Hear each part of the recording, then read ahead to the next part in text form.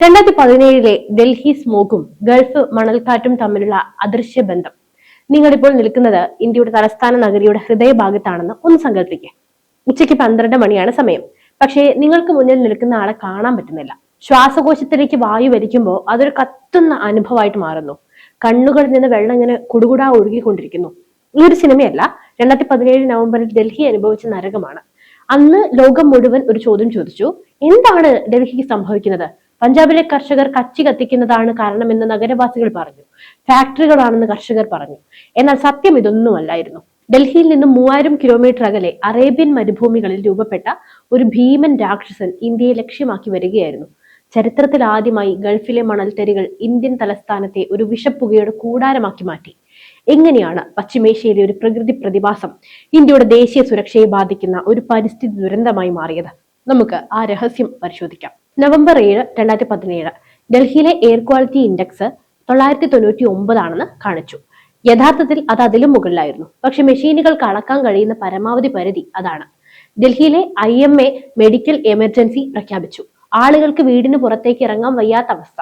ശ്വാസകോശ സംബന്ധമായ അസുഖങ്ങളുമായി ആശുപത്രികളിൽ എത്തുന്നവരുടെ എണ്ണം 300% വർദ്ധിച്ചു. വായുമലിനീകരണം അളക്കുന്ന PM 2.5 നില സുരക്ഷിത പരിധിയേക്കാൾ 10 മുതൽ 15 ഇരട്ടി വരെ ഉയർന്നു. ഇത്രയും വലിയൊരു ദുരന്തം ഇന്ത്യയുടെ ചരിത്രത്തിന് മുമ്പുണ്ടായിട്ടില്ല. ഗവൺമെന്റ് പകച്ചു നിന്നു, സുപ്രീം കോടതി ഇടപെട്ടു. പക്ഷെ വായുവിനെ തടയാൻ ആർക്കും കഴിഞ്ഞില്ല. എല്ലാവരും കർഷകരെയും വാഹനങ്ങളെയും പഴിചാരിക്കൊണ്ടിരിക്കുമ്പോഴാണ് കേന്ദ്ര ഭൗമശാസ്ത്ര മന്ത്രാലയത്തിന് കീഴിലുള്ള സഫർ അഥവാ system of air quality and weather forecasting research തങ്ങളുടെ പക്കലുള്ള സാറ്റലൈറ്റ് ഡാറ്റകൾ പുറത്തുവിട്ടത്. ആ റിപ്പോർട്ട് ഇന്ത്യയെ അക്ഷരാർത്ഥത്തിൽ ഞെട്ടിച്ചു. റിപ്പോർട്ടിലെ പ്രധാന കണ്ടെത്തൽ ഇതായിരുന്നു: ഡൽഹിയിലെ സ്മോഗിന്റെ 40% ഉത്തരവാദിത്തം ഗൾഫ് രാജ്യങ്ങളിൽ നിന്നുണ്ടായ മണൽക്കാറ്റിനാണ്. സൗദി അറേബ്യ, ഇറാഖ്, കുവൈത്ത് എന്നിവിടങ്ങളിൽ ഒക്ടോബർ അവസാന വാരത്തിൽ അതിശക്തമായ മണൽക്കാറ്റുകൾ രൂപപ്പെട്ടു. സാധാരണഗതിയിൽ ഈ മണൽത്തരികൾ അവിടെ തന്നെ അടങ്ങേണ്ടതാണ്. എന്നാൽ ഇത്തവണ പ്രകൃതിക്ക് മറ്റൊരു പ്ലാൻ ഉണ്ടായിരുന്നു.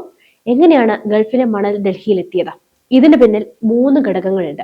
ഗൾഫ് മേഖലയിൽ ഉണ്ടായ മണൽക്കാറ്റ് അത്രമേൽ ശക്തമായിരുന്നു. അത് മണൽ കണികകളെ അന്തരീക്ഷത്തിന്റെ ഉയർന്ന പാളികളിലേക്ക് എത്തിച്ചു. അന്തരീക്ഷത്തിൽ 1.5 മുതൽ 3 കിലോമീറ്റർ വരെ ഉയരത്തിൽ വീശുന്ന കാറ്റുകൾ ഈ മണലിനെ പടിഞ്ഞാറ് നിന്നും കിഴക്കോട്ടേക്ക് തള്ളി. ഇത് ഇറാൻ, അഫ്ഗാനിസ്ഥാൻ, പാകിസ്ഥാൻ എന്നിവ കടന്ന് ഇന്ത്യയുടെ വാതിൽക്കലെത്തി. മണൽ ഡൽഹിയിലെത്തിയപ്പോൾ അവിടെ കാറ്റ് തീരെ കുറവായിരുന്നു. അതായത് തണുപ്പ് കാരണം അന്തരീക്ഷം സാന്ദ്രമായിരുന്നു. മുകളിൽ നിന്നും വന്ന മണൽത്തരികൾ താഴെയുള്ള പുകയുമായിട്ട് കലർന്ന് ഡൽഹിക്ക് മുകളിൽ ഒരു പുതപ്പ് പോലെ തങ്ങി നിന്നു. ഇതിനെയാണ് ശാസ്ത്രജ്ഞർ ഇൻവേർഷൻ ലെയർ എന്ന് വിളിക്കുന്നത്. ഗൾഫ് മണൽ ഒരു എരുതിയിൽ എണ്ണയൊഴിക്കുന്ന ജോലി മാത്രമാണ് ചെയ്തത്. ബാക്കി 60% നമ്മൾ സ്വയം നിർമ്മിച്ചതായിരുന്നു. 25% മലിനീകരണമുണ്ട്. പഞ്ചാബിലെയും ഹരിയാനയിലെയും കർഷകർ ഹെക്ടർ കണക്കിന് ഭൂമിയിൽ കച്ചി കത്തിച്ചിട്ടുണ്ട്. 35% മലിനീകരണം നമ്മുടെ നഗരങ്ങളിലെ പഴയ ഡീസൽ വണ്ടികൾ, നിർമ്മാണ സ്ഥലങ്ങളിലെ പൊടി, പടക്കം പൊട്ടിക്കല്, വ്യവസായശാലകൾ. ഇന്ത്യയുടെ ഈ പ്രാദേശിക മലിനീകരണവും ഗൾഫിന്റെ സംഭാവനയും കൂടി ചേർന്നപ്പോൾ അത് ലോകത്തിലെ ഏറ്റവും വലിയ വായു ദുരന്തമായി മാറി. നമ്മൾ ശ്വസിക്കുന്ന ഈ വായുവിൽ PM 2.5 എന്ന സൂക്ഷ്മ കണങ്ങൾ അടങ്ങിയിട്ടുണ്ട്. ഇതിന്റെ വലിപ്പം എത്രയാണെന്ന് അറിയാമോ? ഒരു മനുഷ്യന്റെ തലമുടി മുറിച്ചാൽ അതിന്റെ 30ൽ ഒരു ഭാഗം മാത്രം വലിപ്പം. ഈ കണികകൾ ശ്വാസകോശത്തിലെ ആൽവിയോളകളിൽ ചെന്നിട്ട് തങ്ങുകയും അവിടെ നിന്ന് നേരിട്ട് രക്തത്തിലേക്ക് കലരുകയും ചെയ്യും. ഇത് ഹൃദയാഘാതം, പക്ഷാഘാതം, ശ്വാസകോശ ക്യാൻസർ എന്നിവയ്ക്ക് കാരണമാകും. ഗൾഫിൽ നിന്നെത്തിയ മണൽത്തരികൾ വെറും മണ്ണായിരുന്നില്ല. അവ വഴിയിൽ നിന്നും മാരകമായ കെമിക്കലുകളും പേറിയാണ് വന്നത്. ഈ സംഭവം ഒരു വലിയ പാഠമാണ്. ഇന്ത്യ ഇനി മുതൽ മലിനീകരണത്തെ ഒരു പ്രാദേശിക പ്രശ്നമായി കാണരുത്. വായുവിന് അതിരുകളില്ല, പാസ്പോർട്ട് ഇല്ല. ഗൾഫ് രാജ്യങ്ങളിലെ മരുഭൂമിവൽക്കരണവും കാലാവസ്ഥാ വ്യതിയാനവും ഇന്ത്യയുടെ തലസ്ഥാനത്തെ ബാധിക്കുമെങ്കിൽ നമ്മൾ ആഗോളതലത്തിൽ ശബ്ദം ഉയർത്തേണ്ടതുണ്ട്. പശ്ചിമേഷ്യൻ രാജ്യങ്ങളുമായിട്ടുള്ള ഇന്ത്യയുടെ നയതന്ത്ര ചർച്ചകളിൽ ഇനി പരിസ്ഥിതി സഹകരണം അഥവാ എൻവയോൺമെന്റൽ ഡിപ്ലോമസി ഒരു പ്രധാന അജണ്ടയാകണം. മണൽക്കാറ്റുകളെ പ്രതിരോധിക്കാൻ അവിടെ മരങ്ങൾ വെച്ചുപിടിപ്പിക്കേണ്ടത് ഇന്ത്യയുടെ കൂടി ആവശ്യമായിട്ട് മാറുകയാണ്. സർക്കാർ ഗ്രാപ്പ് അഥവാ ഗ്രേഡഡ് റെസ്പോൺസ് ആക്ഷൻ പ്ലാൻ നടപ്പിലാക്കും. പക്ഷെ അത് വെറും ഒരു ബ്രാൻഡേഡ് മാത്രമാണ്. അതായത് ഗ്രീൻ ബെൽറ്റുകൾ, നഗരത്തിന് ചുറ്റും കാറ്റിനെ തടയാനായി വൻതോതിൽ മരങ്ങൾ വേണം. ഇനി കൃഷിരീതി മാറ്റണം. കർഷകർക്ക് കച്ചി കത്തിക്കാതിരിക്കാൻ സാങ്കേതിക സഹായം നൽകണം. സ്വകാര്യ വാഹനങ്ങൾ കുറച്ച് ഇലക്ട്രിക് ബസ്സുകളിലേക്ക് മാറണം. പക്ഷെ ഇതിനേക്കാളൊക്കെ ഉപരി പ്രകൃതിയുടെ ഈ ഒരു മുന്നറിയിപ്പ് നമ്മൾ ഗൗരവമായിട്ട് എടുക്കേണ്ടതുണ്ട്.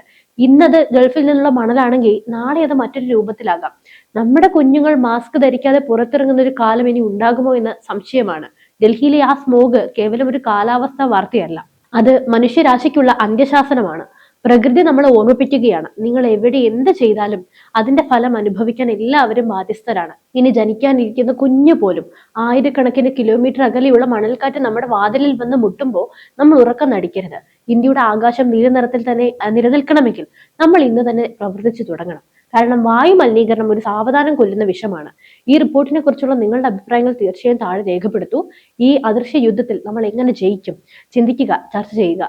സബ്സ്ക്രൈബ് ചെയ്യാൻ മറക്കരുത്. ഇനി മറ്റൊരു വീഡിയോയിൽ വീണ്ടും കാണും വരെ നന്ദി. News desk IBN Malayalam.